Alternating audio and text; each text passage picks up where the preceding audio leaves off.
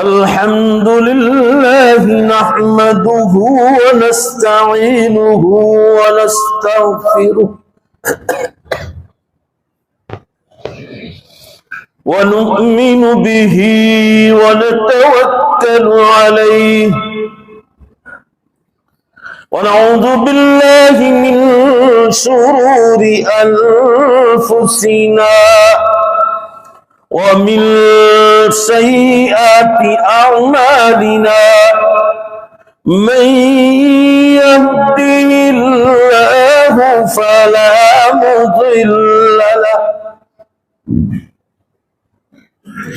वमन युद्लिल्हु फला हादिय लहु वनशहदु अल्ला इलाहा इल्लल्लाहु वहदहु ला शरीका लहु वनशहदु अन्ना सय्यदना व मौलाना मुहम्मदन अब्दुहु व रसूलुहु क़ाल अल्लाहु तबारक व तआला फ़िल क़ुरआनिल मजीद वल फ़ुरक़ानिल हमीद अऊज़ु बिल्लाहि मिनश शैतानिर रजीम बिस्मिल्लाहिर रहमानिर रहीम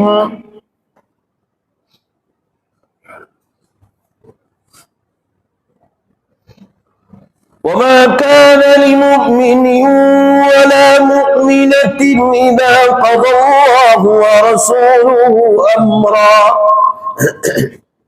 अन यकून लहुमुल खियरतु मिन अम्रिहिम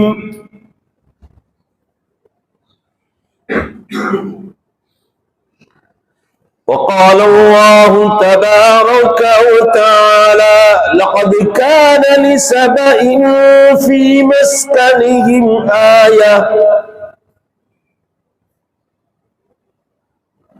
वक़ाल अन्नबी सल्लल्लाहु तआला अलैहि वसल्लम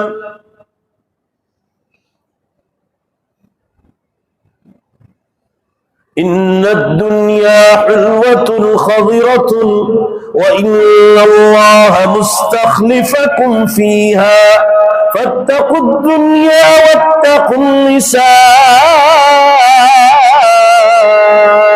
फ़इन्ना अव्वल फ़ित्नत बनी इस्राईल कानत फ़िन्निसा सदक़ल्लाहु मौलानल अज़ीम वसदक़ रसूलुहुन नबियुल उम्मियुल करीम वनहनु अला ज़ालिका लमिनश शाहिदीन वश्शाकिरीन वल्हम्दुलिल्लाहि रब्बिल आलमीन। जोर से एक बार दरूद शरीफ पढ़ लो। सल्ली अला सय्यदना व नबियना व शफीना व हबीबना व सनदना मौलाना मुहम्मद सल्लल्लाहु अलैहि वसल्लम। भाई आगे बैठ जाओ, ये जवान लोग जरा ये जगह पूर कर लो। पीछे वाले आगे आ जाओ, जरा आगे आ जाओ, अभी नमाज में आना ही आना है। आगे बुजुर्गान मोहतरम और अजीज नौजवानों, इस वक्त मैंने कुरान पाक की 2 आयतें शरीफा पढ़ी।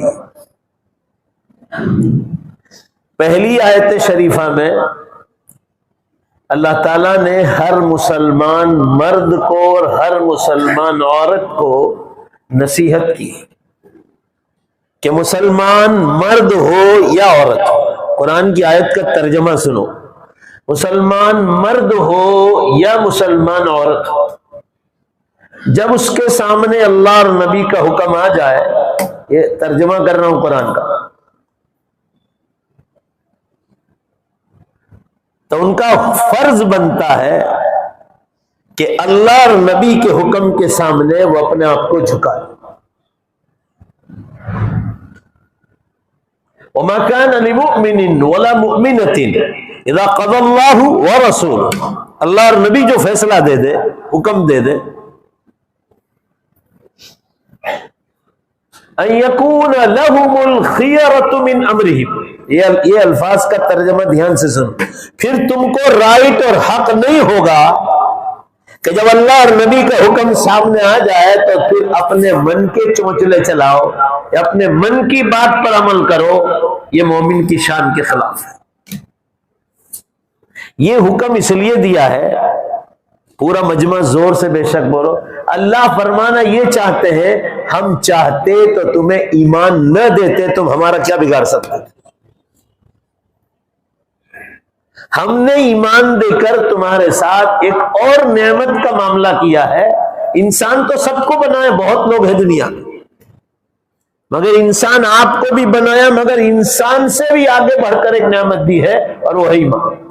लिहाजा तुम्हारा फर्ज बनता है कि जब वो नमाज को कहे, रोजे को कहे, ज़कात को कहे, हज को कहे, कुर्बानी को कहे, मामलात को कहे, आपस के मामलात की सफाई, हलाल रोजी का कहे, हराम रोजी से बचने को कहे, और जितने सारे गुनाह हैं उनसे बचने को कहे। माँ बाप की फर्मा बरदारी, उनकी दुआएं लेना, उनके मरने के बाद उनकी कब्रों पे जाना, उनके लिए इसाले सवाब करना, पड़ोसी का हक अदा करना, चाहे पड़ोसी गैर मुस्लिम हो। हर जगह पड़ोसी, दुकान का पड़ोसी, फैक्ट्री का पड़ोसी, सफर का पड़ोसी, जहां जाओ पड़ोसी पड़ोसी पड़ोसी, उनके हुकूक अदा करना, रास्ते में मुसाफिर का हक अदा करना, बीवी का हक, बीवी के लिए शौहर का हक, शौहर के लिए औलाद का हक, माँ बाप के लिए औलाद का हक, औलाद के लिए माँ बाप का हक। कदम कदम पर ये सारे हुक्म दिए कि ये हलाल हुक्म है और ये फुला फुला हराम है, इनसे बचना है।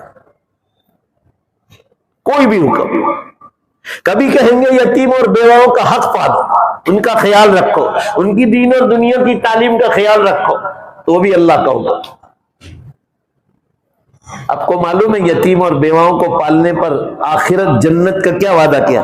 रसूलुल्लाह सल्लल्लाहु अलैहि वसल्लम की हदीस है मुस्लिम शरीफ में कि अगर किसी ने यतीम बच्चे और बच्ची के जो नाबालिग हैं, अगर उनके सर पर सिर्फ हाथ फिराया, देख लो इधर ध्यान दो आप, जितना हाथ फिराया, तो फरमाया इसके सर पर जितने बाल हैं उन बालों के बराबर अल्लाह नेकियां लिखेगा, और उन बालों के बराबर हाथ फिराने पर अल्लाह उसके गुनाहों को माफ करे।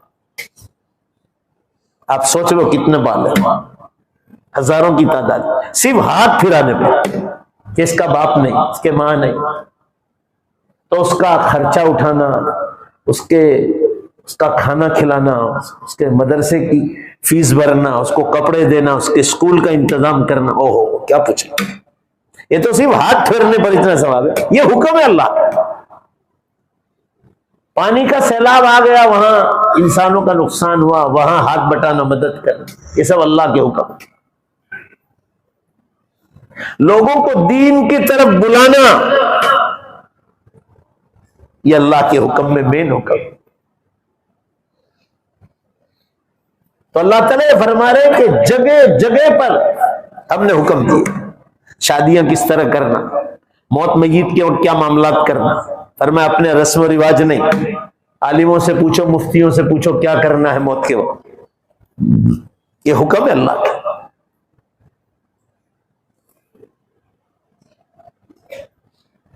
मामलात की सफाई, जैसे मैंने बतलाया कि किसी का 5 पैसा न खाया जाए, उधार ले मगर दे दे उसको वापस, या माफी करा ले, पैसा नहीं है।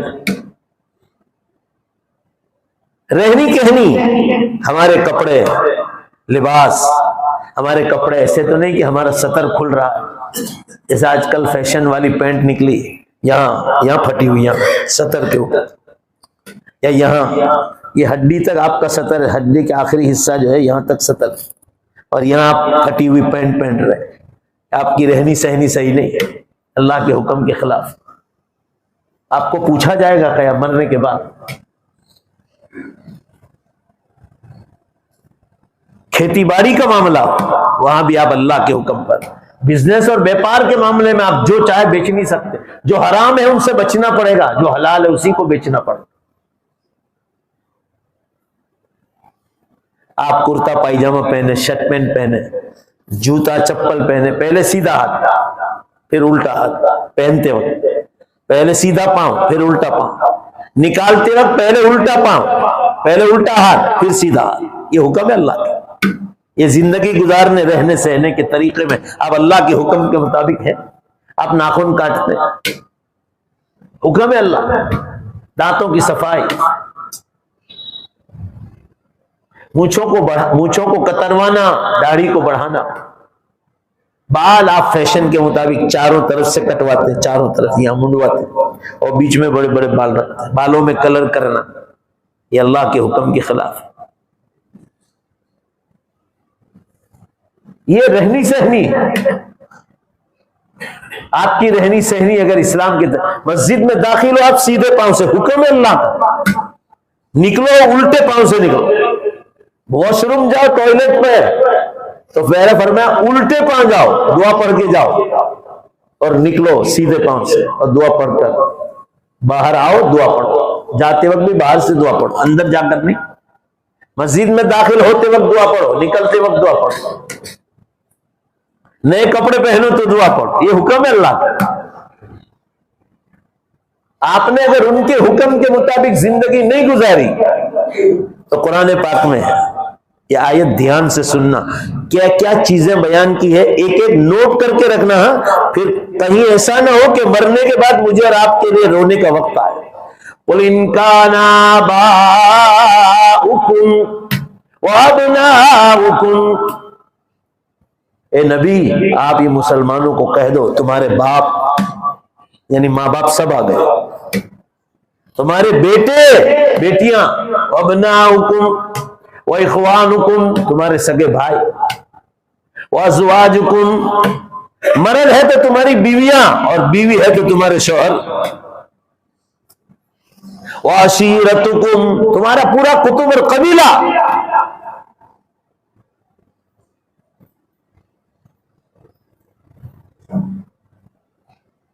और तुम्हारा वो माल जो हलाल तुम कमाते हो, जो तुम्हें आगे बढ़ा रहा है। वह अशीरतुकुम वह अम्वालुन इक़्तरफ़्तुमूहा, वह अम्वाल माल, वह तिजारतुन तख़शौन क्या है आयत कसादा, और तुम्हारी तिजारत बिजनेस जिसमें तुम्हें नुकसान का भी खतरा नहीं। अगर बढ़ रहा है, पैसा खूब आ रहा है, अच्छी बात है, अल्लाह की नेमत है। भाई बोलो ने बेशक नेमत है कि नहीं, ओ अच्छा है। और तिजारतुन तख़शौन कसादा, माँ बाप का जिक्र किया, बीवी का, शौहर का, देख लीजिए आप, भाई का, बहनों का, बेटियों का, माल का, माल और तुम्हारे बिजनेस। और आगे वो फरमाया वो तिजारतुन तख़शौन कसादा व मसाकिन तर्ज़ौनहा, अल्लाहु अकबर, वो बिल्डिंगे जो तुम्हें बड़ी पसंद है जिसमें रहने को। पहले ऐसी मस्जिदें कहां थी, बिल्डिंगे देखो, अल्लाह के घर कितने खूबसूरत, एयर कंडीशन लग गए, गालीचे लग गए। बेचारे सहाबाई किराम मक्के मदीने में नमाज पढ़ते थे। अबू दाऊद की हदीस में इतनी गर्मी पड़ती थी, इतनी गर्मी वहां कि कंकर बिछे रहते थे मक्के और मदीने के हरम में। कंकर 1 घंटे पहले जाते थे डोल में पानी लेकर, डोल में पानी, और जिन जगहों पर सजदा करते थे, हदीस में है। और जरा सोचो हमको कितने राहत के दिन मिले। 1 घंटा तकरीबन पहले सहाबा पानी लेकर जाते थे अपनी अपनी जगह। ये हाथ सजदे के वक्त लगते हैं, पेशानी लगती, घुटने लगते हैं, ये पांव, इतनी जगह अपनी देख लेते थे कहां सजदा होता। उन कंकरों को गर्मी के जमाने में वो डोल में डालते थे, और जब वो ठंडे हो जाते थे तो फिर अपनी नमाज की जगहों पर बिछाते थे और फिर अल्लाह के सामने सजदा करते। इतने गर्म होते। भाई जरा पूरा मजमा जोर से बोलो ना, मैं जो बोल रहा हूं आपको समझ में आ रहा है? जरा जोर से बोलो ना, आप सोचो जरा, इतनी सख्त तकरीर, कहां चटाइयां भी नहीं, कंकरों पर नमाज, मस्जिदों में कंकर बिछे रहे, और गर्मियों में वो खूब गर्म होते, कच्ची मस्जिदें थी। अल्लाह ताला फरमा रहे हैं कयामत तक के आने वाले मुसलमानों की तुम्हारी बिल्डिंगे व मसाकिन तर्ज़ौनहा, जिसको रहने में तुम्हें बड़ा मजा आ रहा है। ये सब नेमतें अल्लाह ताला उसको हासिल करने को मना नहीं करे। कहा भाई बहन, माँ बाप, तुम्हारी बीवियां, तुम्हारे शौहर, तुम्हारी औलादें, तुम्हारा माल, तुम्हारी तिजारतें, ये ठीक है, अल्लाह ने तुमको दिया क्या, मगर क्या कहा, जब तक इन तमाम चीजों के बीच में अल्लाह और नबी से तुम ज्यादा मोहब्बत नहीं करोगे, तुम कभी मुसलमान नहीं हो सकते। ये चीजें नंबर 2 पर है। देखो भाई, मेरा खास मिजाज, हर आलिम का मिजाज, आपका भी अलग मिजाज होगा, घर में हर एक का अलग मिजाज है। मेरा एक खास मिजाज है कि मैं बीच में पूछता हूं कि आप मेरी बात समझे कि नहीं समझे, नहीं तो फिर मेरा आना बेकार है। भाई जोर से बोलो ना, बात समझ में आ रही है आपको? माशाअल्लाह, ये नेमतें हैं, इस्तेमाल करो। मगर इससे ज्यादा वसाकिन तरदौना अहब्बा इलैकुम मिनल्लाहि व रसूल, उससे ज्यादा तुम्हें अल्लाह और नबी के हुक्मों से मोहब्बत हो तो समझो ज़ाक़ तामुल ईमान, हदीस में है, तुमने ईमान का मजा चखना है। मगर यही ऐशो आराम अगर सब कुछ है और अल्लाह के हुक्म नंबर 2 पर है, जैसा आजकल का माहौल है, मुसलमानों ने अल्लाह के हुक्मों को नंबर 2 पर डाला है। और ये जितनी चीजें कुरान ने गिनवाई, इसको हमने नंबर 1 पर रखा है। मेरे भाई, मेरे माँ बाप, मेरे रिश्तेदार, मेरा कुतुब कबीला, मेरी बीवियां, मेरे शौहर, मेरी औलाद, मेरा माल और मेरा बिजनेस, ये नंबर 1 पर है। आप देख लो। तो अल्लाह ताला ने क्या है, कुरान, ये उलमा बैठे पूछा, फतरब्बसू हत्ता याती अल्लाह बिअमरी। अगर ये मामला है कि तुमने दुनिया की नेमतों को नंबर 1 पर रखा और अल्लाह के हुक्मों को नंबर 2 पर रखा, तो फिर अल्लाह के अजाब का इंतजार करो। कुरान में आज अंदर खाने बहुत मार पड़ रही है, हर घर घर में मार पड़ रही है। बुनियाद यही है कि हम लोगों ने सारी दुनिया की चीजों को नंबर 1 पर रखा। अल्लाह कह रहे हमने कहा माँ बाप से दूर रहने का हुक्म दो, मगर इतना ज्यादा तो रिश्तेदारों में, बिजनेस में, खेती बाड़ियों में अंदर नहीं घुसना है कि जिस अल्लाह ने तुमको दिया है और दीन, और जिस नबी के वास्ते से दीन मिला है, आप उसी के हुक्मों का मजा पढ़ो। इसलिए कुरान ने कहा फतमन्नउल मौत, कि जो प्यार मोहब्बत से न समझे उन्हें चाहिए कि अपनी मौत का इंतजार करें। फिर हम तुम्हें मौत के बाद बता देंगे कि हुक्म तोड़ने से तुम्हारा क्या नुकसान हुआ, अल्लाह का कोई नुकसान नहीं। उधर से तो ये ऐलान है, सारी दुनिया के मुसलमान, बुखारी मुस्लिम की हदीस है, अगर ईमान छोड़ दें और अल्लाह को याद करना भूल जाए बिल्कुल, तो अल्लाह ताला ने फरमाया मेरी बड़ाई में जोर से बेशक बोलो, जर्रा बराबर कभी होने वाली नहीं। मैं तो जिस शान से उसी शान, तुम्हारे याद करने से मेरी बड़ाई ज्यादा होने वाली, मैं खुद रब्बुल आलमीन हूं, जो हूं। और सारी दुनिया की कौमें ईमान ले आए, ये हदीस में, ये मैंने जो आपको बताया, तो मेरी इज्जत में और ज्यादा कोई बढ़ोतरी होने वाली, और तुम याद करना छोड़ दो तो मेरी इज्जत में कोई कमी होने वाली। मैं जिस शान से उसी शान से, फायदा तुम्हारा है, क्योंकि मेरे प्रोग्राम है। अल्लाह ताला ने फरमाया मेरे प्रोग्राम हो, जैसे दुनिया के बादशाहों के प्रोग्राम हो, ऐसे कहा मैं रब्बुल आलमीन, मेरे भी अल्लाह ताला ने फरमाया मेरे तो 3 ही प्रोग्राम कि इंसानों, मां के पेट से तुमको पैदा करना एक, और जब तुम्हारी मुद्दत जिंदगी की पूरी हो जाएगी तो मौत दे देना, और तीसरा प्रोग्राम बतलाया कि कयामत के दिन 1 सेकंड में, बोलो बेशक, सारे मुर्दों को जिंदा करने की ताकत रखना। 1 सेकंड कुरान में है कि ये कलम हिम्बिल बसर, आंख का पलकारा कुरान में है कि आईने में देख लो आप, पलकारे में कितना टाइम लगता है, बस इतने टाइम में मुर्दों को भी जिंदा करो, 1 सेकंड।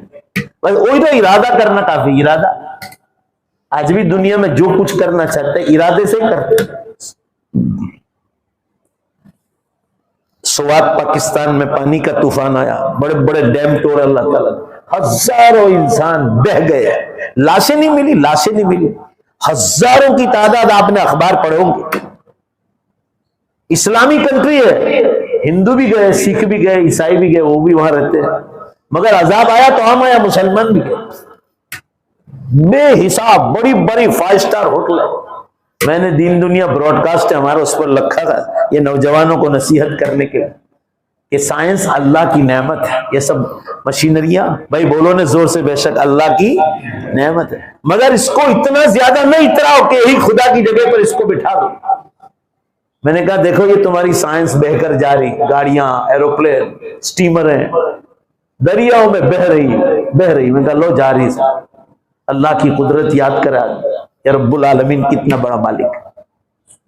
आज हमारे मसाइल का जो हल नहीं हो रहा है ना, उसकी बुनियाद क्या है? मैंने बहुत गौर और फिक्र किया, घंटों घंटों, अभी भी ये सोच रहा हूं कि उम्मत में ये कमजोरी क्यों है। अब मैं आपकी ये जो दुखती रग है ना, मैंने उसके पर उंगली रखकर उस रोग को पकड़ लिया। अब ध्यान से सुने, 40 पर बयान खत्म करना, 15 मिनट बाकी। कि उम्मत का ये हाल क्यों है, ये मालूम है आपको? क्योंकि हम लोग जिस जमाने में आए हैं, मैं भी इससे बाहर रही, साइंस और टेक्नोलॉजी के जमाने में आए। गाड़ियां, मोटर व्हीकल, 4 व्हीलर गाड़ियां, ट्रेनें, बसें, अब तो देखो वंदे मातरम निकली और नई नई गाड़ियां आ रही। ये और ज्यादा आएंगी क़यामत से पहले और ज्यादा। मगर कुरान ने क्या कहा कि हमने ये खूबसूरत चीजें इसलिए दी है, हम तुम्हारी परीक्षा करना चाहते हैं। लियब्लुवहुम अय्युहुम अहसनु अमला। जमीन भी खूबसूरत, आसमान भी खूबसूरत, हमने इसलिए बनाया है। इन्ना जअलना मा अलल अर्दि ज़ीनतन लहा लियब्लुवहुम अय्युहुम अहसनु अमला, ताकि हम आजमाना चाहते हैं कि तुम में कौन है वो तुम में जो इन नेमतों में रहकर आखिरत की फिक्र करता है और नेक अमाल की कोशिश करता है। हम ये देखना चाहते हैं कि तुम इस पर पागल तो नहीं हो जाते। मकानों को देखकर, गाड़ियों को देखकर, दुनिया की नेमतों को देखकर तुम पागल तो नहीं हो जाते और इसी को तो जन्नत नहीं समझते। इसलिए हमने इसको खूबसूरत बनाया। इसलिए याद रखो, जन्नत का नमूना देखना हो तो आसमान और जमीन को देखो। अल्लाह ताला ने खुद कुरान में फरमाया कि जब से बनाया है, जोर से बेशक बोलो, आज तक पुराना नहीं हुआ है। आसमान को देखो, ये सैंपल रखा है, सैंपल जन्नत का, कि देख लो ये कितना खूबसूरत है, रात को तो कितना खूबसूरत लगता है। जमीन देख लो कितनी खूबसूरत, हर चीज तुम्हें उगाल कर देती।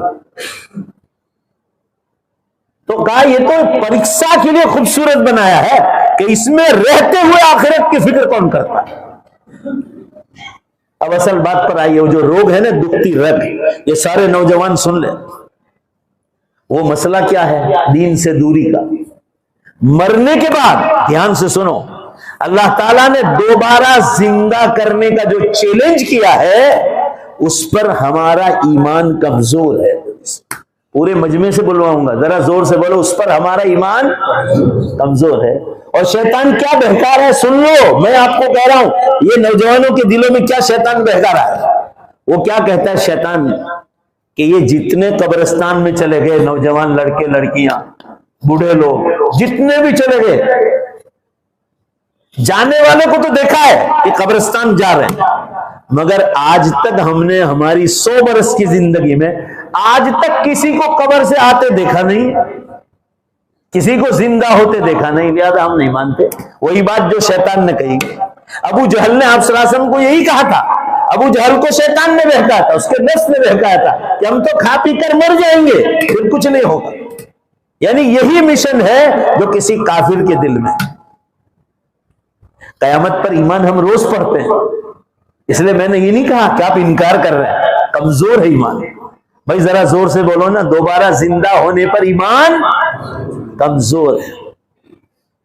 आपका बोलने की आवाज भी बहुत कमजोर है। पक्के मुसलमानों तो जरा जोर से बोलो।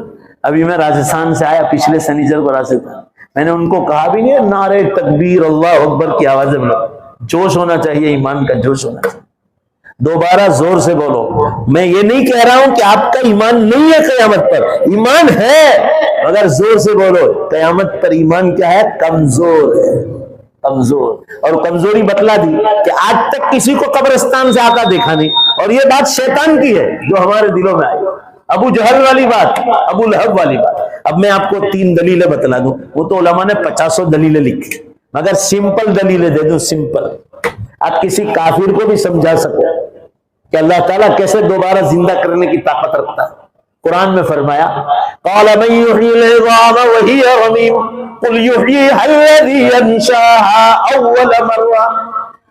अबू जहल ने कहा था हम तो खा पी कर मर जाएंगे ना, मजे कर लेना, कुछ नहीं होगा, कयामत नहीं, मरने के बाद दोबारा जिंदगी। तो वो पूछ रहा है कि नबी कौन दोबारा जिंदा करेगा? अबू जहल ने कहा। तो अल्लाह ताला ने कुरान में सूरह यासीन शरीफ में आयत उतारी, कुल युह्यिहल्लज़ी अंशअहा अव्वल मर्रा, कर अबू जहल और कयामत तक आने वाले इंसानों, हमारे सवाल का जवाब दे दो कि 4 महीने में मां के पेट में तुम्हारा बदन तैयार किया। ये सूरह यासीन शरीफ में लिखा है। जरा सब मिलकर जोर से बोलो, कितने महीने में बदन तैयार हुआ? और जब पूरा बदन तैयार हो गया मनी के नापाक कतरे से, उसके बाद हमने फरिश्ते को कहा कि अंदर जान डालो। 5वें महीने में, ये वाकया बुखारी शरीफ में है। 5वें महीने में पहली बार जान डाली हमने और मां के पेट में हरकत शुरू हो गई जान आने से। अब मां को तकलीफ शुरू हो गई। अब ये 9 महीने अंदर तक, पूरा 9 महीना कोर्स पूरा करने के बाद ये दुनिया में इंसान आया। तो अल्लाह ताला सूरह यासीन शरीफ में पूछ रहे, सब मिलकर जोर से जवाब दो कि मरे हुए बदन में पहली बार किसने जान डाली थी? अल्लाह। तो अल्लाह फरमा रहे, पहले भी तुम मरे हुए पड़े थे, पहली बार भी हमने ही जान डाली थी। तो जो एक काम मैं कर चुका हूं, जरा जोर से जवाब दो, जोर से जवाब दो, धीमे से नहीं। तो दोबारा कौन जान डालेगा? माशाअल्लाह। अब मेरा सफर कामयाब हुआ, मेरा सफर कामयाब हुआ, दोबारा वही जान डाला। और क्यों? दुनिया में जुल्म सितम हो रहा है, हाई कोर्ट छोड़ देती, सुप्रीम कोर्ट छोड़ देती। देखो बिल्किस बानो के जालिमों, संविधान में केस में लिखा फुला कलम में कि इनको ये सजा है, तो अभी सुप्रीम कोर्ट कह रहे कि पुराने सारे केस हमने खत्म कर। अब मुझे ईमानदारी से जवाब दो, सारे वकीलों ने यही दलील की सुप्रीम कोर्ट में बिल्किस बानो के केस में। अब सब मिलकर जोर से जवाब दो, कयामत का आना जरूरी है कि नहीं? वरना इन जालिमों की खोपड़ियां कौन तोड़ेगा? बोलो भाई, जरूरी है कि नहीं है? इसलिए अल्लाह ने फरमाया हमने कयामत का दिन रखा। चलो कोर्ट में केस भी नहीं गया, जो मारने जुल्म करने वाले वो मुल्क छोड़ के ही भाग गए। अभी एक जगह मर्डर हुआ, करवाया उसने मर्डर, वो पकड़े, उससे पहले उसने टिकट बुकिंग सब तैयार रखा था, पुलिस को इंफॉर्मेशन मिले पड़ोस के मुल्क में, वो इससे पहले भाग गया। कुरान में है कि तुम मुल्क छोड़कर बादशाहों के हाथ से भाग सकते हो। जोर से बोलो, बेशक रब्बुल आलमीन के हाथ से भाग नहीं सकते। एक दलील दे दी, दूसरी दलील फटाफट सुनो, कुरान में है, टाइम नहीं पढ़ने का। अल्लाह ताला फरमाते हैं कि दुनिया में कभी कभी, तुम्हारी दुनिया में जो अल्लाह ने पैदा की, एक मारने वाला एक आदमी है, गन से, बंदूक से, 1 2 3 4 5 6 7 8 9 10 में मारा, या किसी जगह बम रख दिया, हजारों को उड़ा दिया। अजीब अजीब दुनिया में केस होते हैं। अभी राजस्थान या यूपी का मैंने नव भारत टाइम्स में हिंदी अखबार में पढ़ा कि एक फॉरेन का एक कपल घूमने के लिए आया था, उसने नंगे कपड़े पहने थे, मर्द और औरत ने दोनों चड्डे पहने थे, औरत ने भी ऐसे। वो गांव के लोगों को अच्छा नहीं लगा, तो उनका मजाक उड़ाया होगा, उनको गुस्सा आया, और उसमें एक शहर थे, वहां होटल में रुके थे। इन्होंने कहा कि इन लोगों ने अपना मजाक उड़ाया तो इसका बदला ले। यानी दुनिया में कैसा कैसा हो रहा। तो वो दोनों कपल जो फॉरेन से आए थे, उन्होंने एक दिन तक पूरे गांव का ये किया कि ये लोग कहां से पानी पीते हैं। तो देखा कि ये कुएं से पानी पीते हैं, तो उसमें जहर डाल दिया, और जिन लोगों ने पिया 25 आदमी सुबह सवेरे सबके सब मर गए। अब मुझे बतलाओ, और करके पता चले उससे पहले फ्लाइट बुक करा के वो अपने मुल्क में भाग गए। केस तो किया है फॉरेन की इस पर, मगर मुझे बतलाओ, क्या वो जो 25 मर गए वो तो उनके मजाक करने वालों में थे भी नहीं, मजाक किसी 2-4 नौजवानों ने की थी। अब बताओ, मुल्क से भाग जाओगे अगर इन लोगों को कयामत के मैदान में सुप्रीम कोर्ट से भी ऊपर सुप्रीमो अल्लाह की कोर्ट है, बोलो भाई अल्लाह छोड़ सकता है?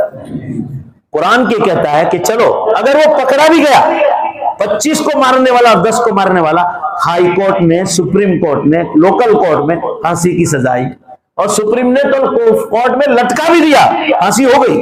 ये सवाल कुरान का है, तो मैं आपको कह रहा हूं, अल्लाह दुनिया के बादशाहों से पूछ रहा है, ए बादशाहों, जिसको तुमने फांसी पर लटकाया है उसको चलो मार दिया, तुमने सजा दे दी, मगर उसने तो मेरे 10 बंदों को मारा, और उस 10 के बदले में तुम सब बादशाहों ने मिलकर और कोर्टों ने मिलकर, भाई 10 जान के बदले में, जोर से जवाब दो, तुमने कितनी जान ली? अब जवाब दो सब मिलकर, वो 9 जान का हिसाब बाकी है कि नहीं?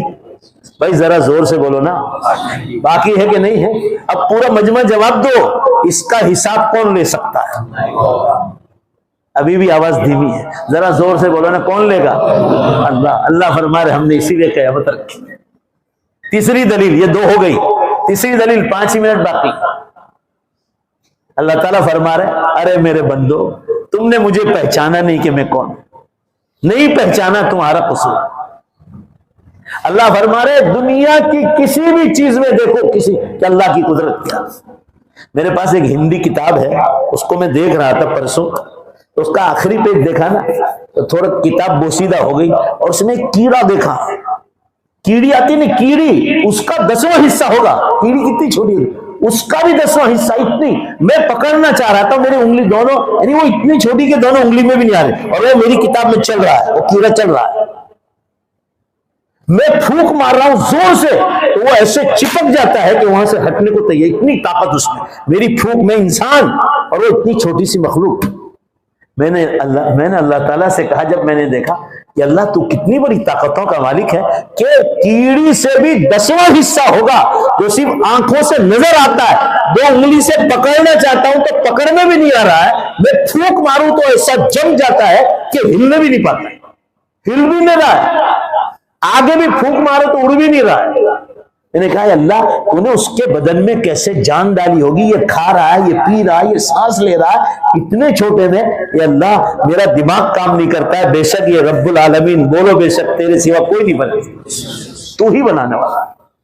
ये अल्लाह की कुदरत, जगह जगह दुनिया में जाओ अल्लाह की सिवा तुम्हें कोई नजर नहीं है, सब अल्लाह की कारीगरी। अब अल्लाह ताला तीसरी दलील समझा रहे हैं, मैं आपको 3 ही दलील समझाऊं, टाइम नहीं। अल्लाह ताला फरमा रहे मेरे बंदो तुम दोबारा जिंदा करने की बात कर रहे हो, जो कब्रिस्तान में सोए, तुम कहो तो आज जुमा के बाद, अब भी जुमा के बाद तुम कब्रिस्तान में खड़े रहो, मैं 1 सेकंड में सबको जिंदा करके बता, 1 सेकंड। मगर सवाल कर रहे कुरान में, ये बात समझ लो, शैतान हमको बहका रहा है कि अब जो होगा वो होगा। शैतान क्या बहका रहा है कि कौन आज तक कोई आया नहीं, तो अल्लाह फरमा रहे कि जब टाइम आएगा तब लाऊंगा, अभी तो इसकी जरूरत नहीं है। वो जवाब दे रहे अल्लाह ताला कुरान में, हम कुरान नहीं समझते, हमारा कसूर है। अल्लाह ताला फरमा रहे कि चलो इन कब्रिस्तान वालों को अभी जिंदा कर दो जुमा के बाद, आज की तारीख में पूरी दुनिया की, मगर उसको जिंदा करके क्या करूं तुम खुद बताओ, तुमको हमने अकल दी है, सोचो अकल से। उनमें वो लोग हैं जो आपकी ये आमिना पार्क है ना, अमन पार्क की मस्जिद में, उनमें वो मुर्दे भी कब्रों में सोए जिन्होंने इस मस्जिद में, यहाँ के मदरसे में, भाई बोलो ने बेशक पैसे दिए हैं, भाई बोलो ने जोर से बेशक दिए कि नहीं दिए, मर्दों ने भी दिए औरतों ने भी दिए, और वो मरहूम हो चुके हैं। अब तुम सोचो, या स्कूल में पैसे दिए, कॉलेज में दिए, यूनिवर्सिटी में, या पानी की टंकी बनाने में दिए, वाटर वर्क्स में, या जानवरों के लिए तालाब बनाए, कोई भी नेकी के काम, यतीम और बेवाओं को पाल के गए, या उनकी प्राइवेट नेकियां, आज उनको जिंदा करके मेरे पास तुम क्या करवाओगे, आज भी जिंदा कर सकता। अल्लाह ताला फरमाया तुम सोचो, आज चलो जिंदा कर दिए, अभी ये मस्जिद बना कर गए, इन मस्जिदों में जिनका पैसा लगाया, और आज भी उन मस्जिदों में सजदे हो रहे हैं, नमाजें हो रही, तिलावत हो रही, उलमा के बयान हो रहे, दावत तबलीग का काम हो रहा है, खानकाहों का निजाम चल रहा है, किताब तालीम हो रही है, ये और एहतिकाफ हो रहे हैं, शबे कदर की तलाश हो रही, और खुदा जाने क्या क्या दीन की दावत के काम चल रहे। अल्लाह फरमा रहे अभी तो उनकी नेकियां चालू है, और इनकी नेकियां पूरी होंगी, जरा जोर से वैसे बोलो, धीमे से नहीं, कयामत के दिन पूरी होगी। लिहाजा पूरा मजमा जवाब दो जल्दी से, लिहाजा इनको जिंदा करने की जरूरत भी कब पड़ेगी बोलो, कयामत के दिन। तो अल्लाह फरमा रहे कयामत को तो आने दो, आज जिंदा करके, कुरान में आज जिंदा करके उनको अधूरा सवाब दूं, अभी तो इनकी ये नेकियां चालू है और कयामत तक चालू रहेगी, कयामत तक। ऐसे ही गुनहगार, सिनेमा थिएटर बनाने वाला, जीनाकारियों के अड्डे खोलने वाले, शराब के अड्डे खोलने वाले, शिर्क कराने वाले, अल्लाह फरमाए तुम कहो तो आज मैं इनको भी आज भी जिंदा कर दूं, मगर आज जिंदा करके क्या करूं, वो जो गुनाहों की बुनियाद डालकर गए वो मर गए, आज भी उनके गुनाह चालू है, और जल्दी से बोलो बेशक कयामत तक चालू रहेंगे। लिहाजा पूरा मजमा जल्दी जवाब दो, इनको भी जिंदा करने की जरूरत कब पड़ेगी, कयामत के दिन। अल्लाह फरमा रहे वो कयामत अब करीब आ गई। मैं आपको पहले कहता था तो 100 धरती कम होते थे। आप सल्लल्लाहु अलैहि वसल्लम ने फरमाया झूठ, शराब, जुगार, नाचगान, धोखाबाजी, लांच, रिश्वत, जुल्म, ज़िनाकारी, व्याज, ये 9 चीजें हदीस में फरमाई। जब आम हो जाएगी, यानी गली गली, नगर नगर, दुनिया में कोई जगह खाली नहीं हो, फवादहा सनवातुज़ ज़लाज़िल, उसके बाद धरती कम के बरस क़यामत तक शुरू हो जाए। अभी 12 बजे से पहले मैंने गूगल मार के देखो, अगर आपको मेरी बात पर यकीन ना है, the latest earthquakes in the world, Gujarati में लिखो दुनिया ना ताजे तर ना भूकंप, 12 बजे से आज 12 बजे 12 घंटे में 133 बतला रहे, यानी रोजाना 300 धरतीकंप 24 घंटे में हो रहे। अभी आज ही 4.7 का आ गया है, व्हाट्सएप पर आ गया है 4.7 का किसी जगह धरतीकंप। मैं आपको 15 दिन के बताऊं, अभी मक्का मदीना के बीच में अलबहा सिटी, आप नहीं देखते तो आपका कसूर है, मैं तो उम्मत को जगा रहा हूं। 2 धरतीकंप आए 4.7 मक्का मदीने के बीच में, पूरा बहा शहर खाली हो गया, भागम भाग। वीडियो है तो बाकायदा, आपके इंडिया के नौजवान वहां काम कर रहे हैं, मेरे व्हाट्सएप पर है वो। उसके बाद 2 दिन के बाद यमन में आया 5.7 का, पड़ो मक्का के पड़ोस में यमन, सना शहर में। उसके बाद कुवैत में आया, पूरा कुवैत खाली करा दिया था अल्लाह ने, पूरा कुवैत। और उसके 2 दिन बाद लगातार दुबई में 2 धरतीकंप आए 5.3 लगातार। उसके बाद अफगानिस्तान में आया, 1200 आदमी शहीद हो गए। भाई जोर से बोलो ना, मैं झूठ बोल रहा हूं? 1200, 5000 आदमी जख्मी हुए, 500 बड़ी बड़ी बिल्डिंगों को नेस्तो नाबूद कर दी आपकी इस्लामी कंट्री। मगर अल्लाह के निजाम में लिखा है, जहां कयामत तक जो धरतीकंप चालू होंगे, अल्लाह ताला फरमा रहे कि वो हमारे यहाँ वो फिक्स हो चुका है।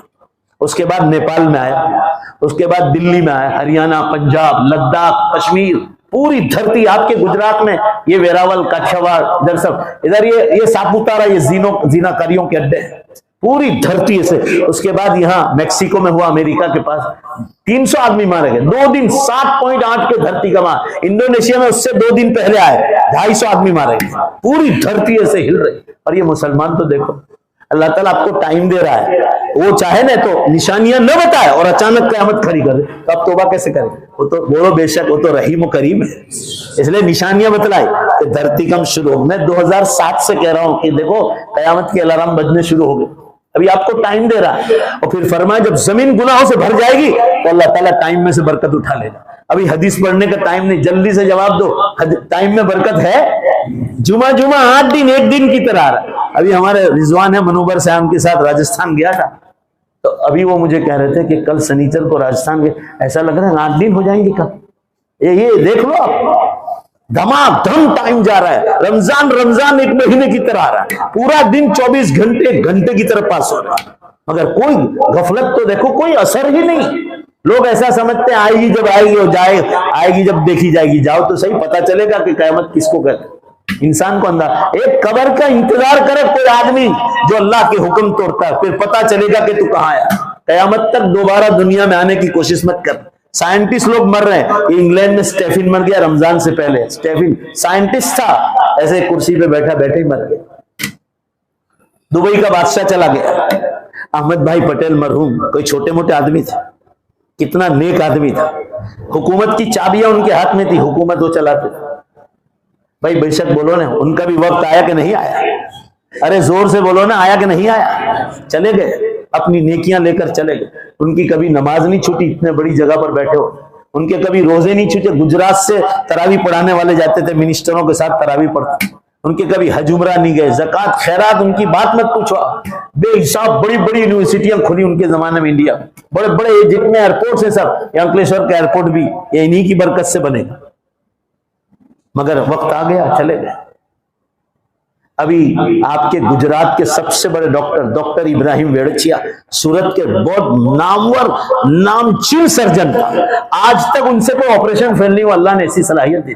अरे भाई बोलो ना, नाम सुना था? वक्त आ गया, चले गए। अभी 15 दिन हुए, जमी खा गई आसमां कैसे कैसे, मिटे नामियों के निशान कैसे। और 4 बड़ी निशानियां हो गई, धुआं निकल गया और 3 बड़े धरतीकंप हो गए। आप सुनते रहते यूट्यूब पर, तफसील सुनो, मैं तो सिर्फ इशारा कर रहा हूं। अब जवाब दे दो जल्दी से, मैं अब खड़ा ही हो जाऊंगा। अब बोलो बेशक के जरिए कयामत करीब है कि नहीं? बहुत करीब है। अफसोस करोगे, अल्लाह की जन्नत तुम्हारी राह देख रही, इतनी दूर है जन्नत, इतनी दूर है। वादा बिल्कुल पक्का। मैं हमेशा इन जवानों को कहता हूं कि पैदा होने से पहले अल्लाह का हुक्म नहीं माना था तो इतनी खूबसूरत दुनिया दे रखी है, तो जोर से बेशक बोलो, अगर हुक्म मान कर जाएंगे तो हमेशा की जन्नत नहीं दे। बस अक्लमंद के लिए इशारा यही काफी है। तो अब जल्दी से जवाब दे दो कि इंशाअल्लाह दुनिया के हलाल कामकाज के साथ, एजुकेशन के साथ, खेतीबाड़ी के साथ, बिजनेस के साथ जोर से इंशाअल्लाह कहो कि आखिरत की जोरदार तैयारी करेंगे। वाखिर दावाना अनिल हम्दुलिल्लाहि रब्बिल आलमीन।